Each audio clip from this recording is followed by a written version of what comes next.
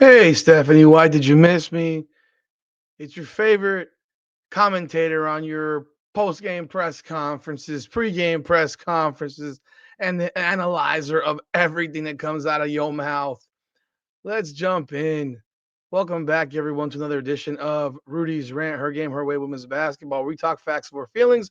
I'm your host, Rudy Rodriguez. Show them out, like the video, subscribe to the channel, ring the bell, leave a comment. Let me know your thoughts on the content at hand.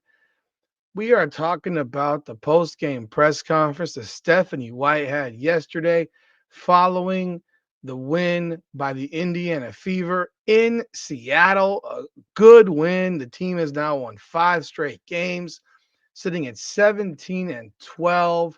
As I record this video, they are currently sitting as the 5 seed in the playoffs.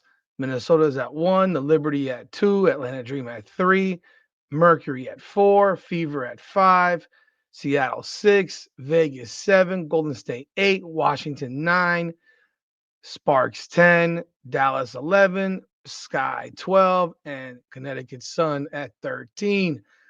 The Fever right now, if the season ended, would play the Phoenix Mercury in the first round. They're a half game behind the Mercury, a game behind Atlanta, and only a game and a half out of the 2 seed. It's insane how this season has gone to where they're trying to create hope that you think they might, if Caitlin can come back healthy, that they might have an actual chance this year. I mean, maybe that's how things are supposed to go. They're supposed to have those trials and tribulations. Well, we're going to sit here and we're going to talk about what Stephanie White had to say in this post-game press conference. I have not seen it. I did Sunday Night Heat last night with Ben Daniel. I did a lengthy video in reference to Jason Whitlock and his invitation of John the Liquidator and Ock Nation. I gave my comments. I thought that's great for them, but his comments on Twitter I didn't find too tasteful. Nonetheless, let's review this press conference by Stephanie White. Let's see right here. And we'll go in and give our commentary as the press conference goes, because I haven't heard any of it yet.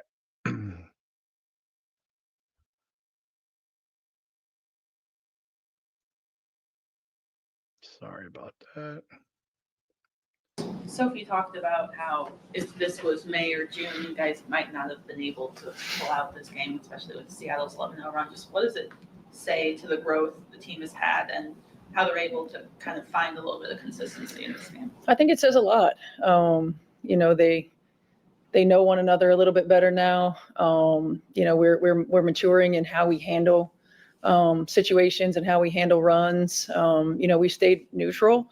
We didn't get too high. We didn't get too low. Like, look, this league is tough and teams are going to make runs. And this is a veteran team in Seattle who understands the ebbs and flows of a game and made plays when they needed to make plays. And I was proud of our group for how we stayed not just together, because we always stay together, but how we stayed even. And we came down and we went to the next play. We made some big plays in key moments that allowed us to win the ballgame. Let's stop right there. Let's comment on this particular thing that she said. Why does it keep on shrinking? Let's talk about this right now. Sophie Cunningham said what she said. At the time in May and June, Sophie Cunningham was not playing well. I mean, we know. It's not a secret. Sophie Cunningham up until July 9th was having an absolutely dreadful season. And then something clicked and it switched. And from July 11th through yesterday's game, Sophie Cunningham is on an absolute tear. She is playing maybe the best ball of her WNBA career. I don't know. I'm not familiar enough with her career to know her best games of her career, but 1, 2, 3, 4, 5, 6, 7, 8, 9, 10. She's averaging 12.2 points per game. She's shooting over 50% from three. I mean, you look at how her game has changed, and we can look at 1,000 different things when it comes to the Indiana Fever, but the emergence of Sophie Cunningham has changed this basketball team. It's flat out. If you look the last 10 games, Sophie Cunningham, 16 points, 4 of 5, 13 points, 2 of 3, 11 points, 2 of 3, 12 points, 2 of 8, 15 points, 5 of 8, 15 points, 3 of 4, 5 points, 1 of 6. She played poorly that game. 12 points, 1 of 3, 6 points, 0 of 1, 17 points, 4 of 5. They are 8-2 in their last 10 games. And that goes hand in hand with the hottest, with the streak of the much improved play of Sophie Cunningham. This was supposed to be Lexi Hall's job. Lexi Hall didn't do it, and Sophie Cunningham took her job. It's just that simple. Sophie Cunningham took Lexi Hall's job, and she hasn't looked back. And because of that, this team looks different. Now, you couple with the fact that when Caitlin Clark first got hurt, Ari McDonald was not on this team. So, because of that, you didn't have an actual point guard for this team. And that's been a huge difference for this squad. So there are there are other factors. I don't know that it's just that they've stayed together because I don't think they stayed together. Yesterday's game, they were teetering on getting knocked off the cliff. And after the game got down to 1, they hit a shot, and that basically saved their ass because they were teetering on being knocked off the cliff. Don't know that they stuck together, as she says. I think they just got kind of lucky because that game was a bad basketball game yesterday in large part.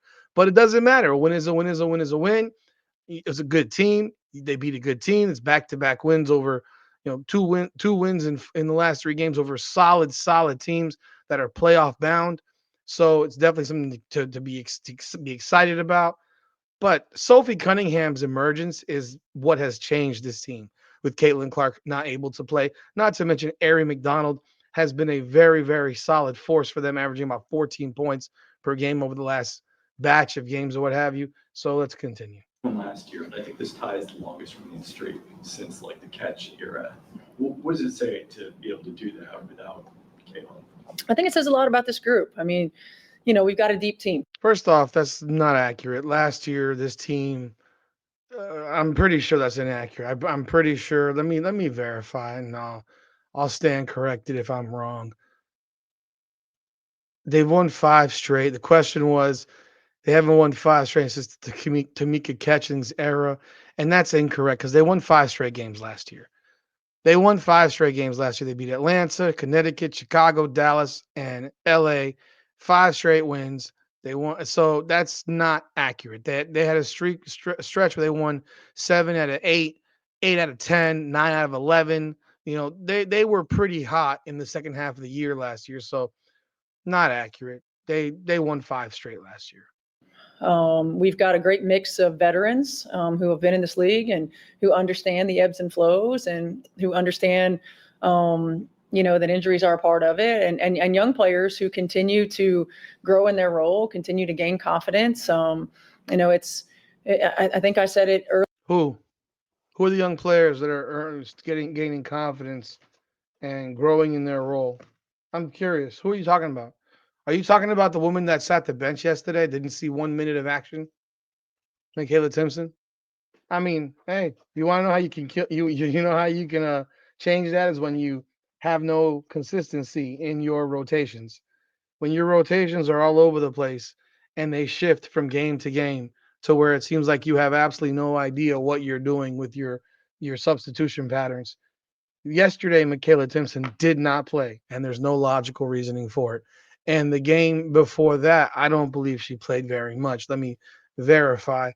As always, I like to do that, and I can tell you if I'm incorrect or correct in what I believe based on my memory. But she did not play yesterday. And the game before that, she played 3 minutes. And the game before that, she played 5 minutes. So we have now seen a reversal of fortune. God, that sounds like, in the Nathan's hot dog competition. That means you're eating the hot dogs, and then you can't have a reversal of fortune come up where you're puking up your hot dogs. Well, that's what Stephanie White's doing with Michaela Timpson. She's puking her up again. Because there was a stretch where she played 13, 14, 12, 19, 13, 6, 10. And then she's back. She had the 6 and the 7. Then she had 22, and now she's back to something happened. 5 minutes, 3.5 minutes, and now she doesn't play one single second, doesn't get off the bench. Well, good job, Steph. You're going to find a way to screw with her again. Really, when C was out the very first time, while we don't like it, sometimes it can be a blessing in disguise because everybody else finds themselves, right? And no one is afraid to make the big play, offensively or defensively. And so I think it's just, we got a really good group that's unselfish, that want to win, that play well together and for each other. And when one person doesn't have it, somebody else does. And I think it makes this really, really difficult to scout when that happens. She just told you that was a blessing in disguise that Caitlin Clark is not playing. Jesus. I wanna give her the benefit of the doubt, but man, it's so hard. It's so hard because this is not abnormal for her. She's really happy Caitlin Clark's not playing. I gotta believe that at this point. How could you ever say it's a blessing in disguise to lose your best player? So they all can get confidence in doing what exactly? You think Sophie Cunningham without Caitlin Clark is going to be better than Sophie Cunningham with Caitlin Clark? Hell no. Sophie Cunningham is going to see so many open looks playing next to Caitlin Clark, taking on that position in which Lexi Hull would just stand in the corner and wait for the ball to show up. The difference is that Sophie Cunningham will stand in the corner, she'll move around, and then she'll shoot the ball. She won't have to think about it. She'll shoot on catch, So she's going to find her game improving. Aaliyah Boston's game has clearly regressed without Caitlin Clark. When Caitlin doesn't play, Aaliyah Boston doesn't typically play all that great. Lexi Hull has become virtually invisible without Caitlin Clark. I think we all know by now that Lexi Hull doesn't function unless Caitlin Clark plays. At least on the offensive end, she just doesn't function. And you're sitting here saying that it is a blessing in disguise that she's injured.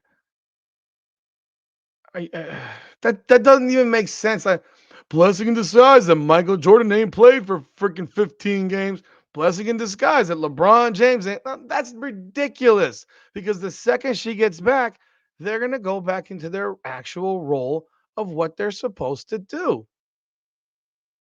Maybe it's a blessing in disguise for Stephanie White because she doesn't really care for Caitlin Clark and doesn't really want to have to deal with Caitlin Clark running Caitlin Clark offense over motion bullshit where Caitlin Clark isn't the focal point of the offense. But y'all let me know y'all thoughts in the comments on that one.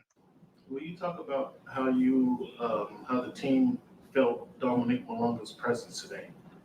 Everything she did doesn't show up on the stat sheet, but would you talk about how you guys felt her presence? Yeah, I mean, certainly she's grown since the last time we played them. Her confidence, her sense of urgency might not be the right word, but just demanding the ball, aggressive when she gets it, hunting opportunities to get to her spots. And I think she did a great job of that. She's a tough cover because of her length.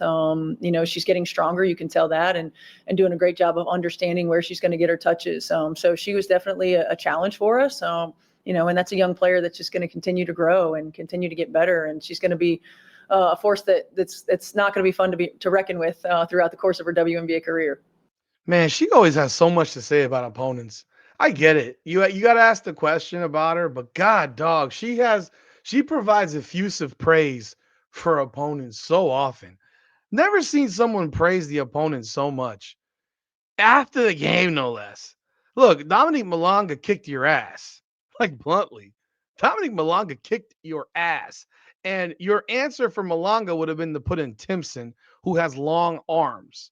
That would have been the option. Put Timpson in the game, let her defend her. No, you had her cook Damaris Dantas, cook everybody when she was out there, primarily Damaris Dantas. And instead of having Timpson out there, who's a much more athletic player, longer player, can move around, can cause problems for her potentially, you gave her a tree stump you gave her a tree stump to guard her. But man, she's always so excited to talk about other teams' players. You had a player not similar to Dominique, but Boston and that took a moment to kind of grow and get her feet under her in the league. When you talk about Leah Boston's development for your team, how you see it? Yeah, I mean, AB's been huge. What are these questions? God almighty, these questions suck. What is Aaliyah Boston's development? This is a post-game interview.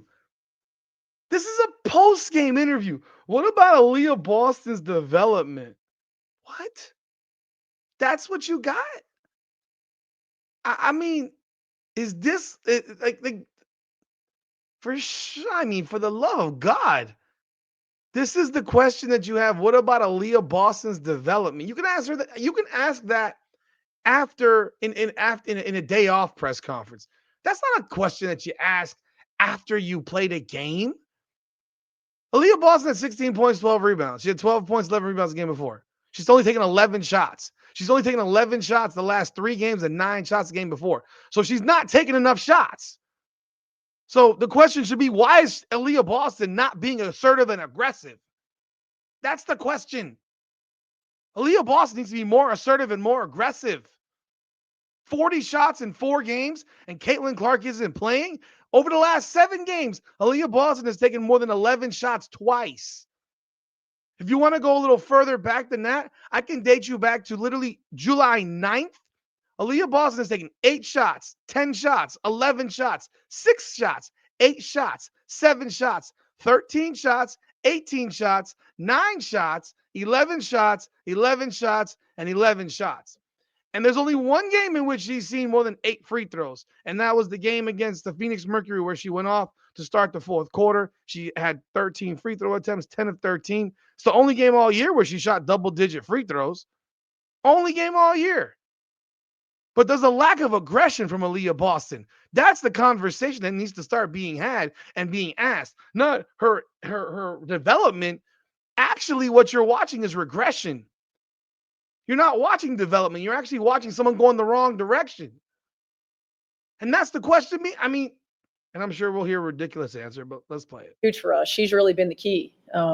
She came into this league predominantly playing on the low block, getting a lot of post touches when she was in college and her rookie year. And then, last year, her first year with Caitlin, playing a lot in the 2-man. And then this year, we're asking her to be a facilitator as well. A hub for us on the offensive end of the floor while being more versatile on the defense. You imagine asking someone who can't shoot a jump shot outside 12 feet to be the hub, so that basically when she catches the ball top of the key, there's almost a 90% chance she won't take the shot because she can't shoot from outside about 12 feet. That's what you decided to do, is make her a hub, to make her the connector, which has also been a problem with Caitlin Clark, but not that's another story for another conversation for another day. End than she probably has ever been, and she's just continued to step up to the challenge and grow and be better. She's really the rock of our team. She's even keeled. She's high IQ. Everybody trusts her on both ends of the floor, and she's our backbone, and she's been tremendous for us all year long. And you see when teams key on her defensively and they're not allowing her to get scores, she finds the open player and she makes the right play, and that's huge for us. I wonder what Kelsey Mitchell's family thinks about that, because Kelsey Mitchell's family said that she is the backbone and the heart of the team. So now Stephanie White says that Aaliyah Boston is the backbone of the team. I wonder where Caitlin Clark falls into this conversation as to what she thinks Caitlin Clark is for this team. I mean, man, the backbone of the team now. Okay. The backbone of the team that only takes 11 shots. Okay. What do you think on the sidelines? Seattle had multiple looks of the Titans right in the last 30 seconds. Yeah, my stomach was doing flips there. I felt like they did a really good job of executing. We didn't do quite as good a job of anticipating action and communicating screens. We got fortunate that they didn't fall. The last possession that Gabby's look, we were trying to take a foul. In that situation so that we wouldn't give them another look. It didn't get called or didn't foul her enough. I don't know. But, we tried to minimize those opportunities, but I thought their execution was really good. You guys survived that. I think it was an 11-0 run by. All right. That's Stephanie White. I don't need to show the other players because it wasn't about them. It's about Stephanie White. You heard her. You let me know what you think of what she had to say. She called Aaliyah Boston the backbone of the team. They're asking her about Aaliyah Boston's development, where I'm giving you numbers that tell you that Aaliyah Boston is actually regressing and not developing. We're not seeing any real development. Like, you want to know about development? This is Aaliyah Boston from 3-point range. 0 for 0, 0 for 1, 0 for 0, 0 for 1, 1 for 1, 0 for 1, 1 for 4, 0 for 2, 0 for 1, 0 for 1, 1 for 1. I mean, she's shooting 22.7% from three. She can't shoot. Don't shoot threes. She's your hub. She's your connector, all that stuff. She's the backbone of your team. She largely does not rebound. I mean, she's actually rebounded well for the last 6 games, but prior to that, 6, 3, 6, 3, 6, 6, 12, 7, 11, 6, 10, 8, 10, 12. I mean, it's coming around now. Thankfully, we're seeing her rebound the ball more as she has 6 straight double games. No one's talking about that actually. So give her some credit right there. She's got 6 straight doubles. Now, 5 of those are in wins, which is obviously the most important thing.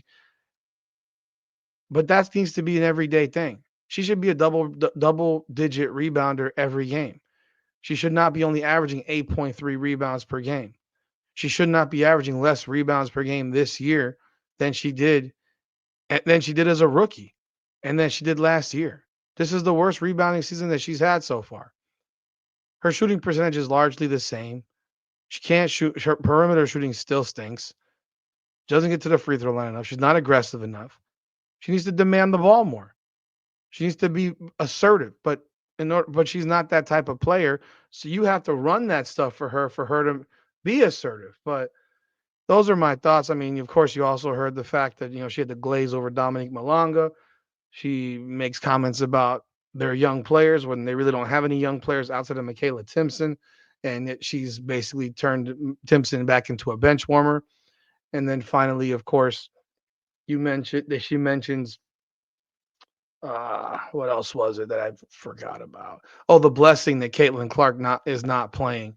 I mean, that comment in itself, the blessing that Caitlin Clark is not playing is utterly freaking insane.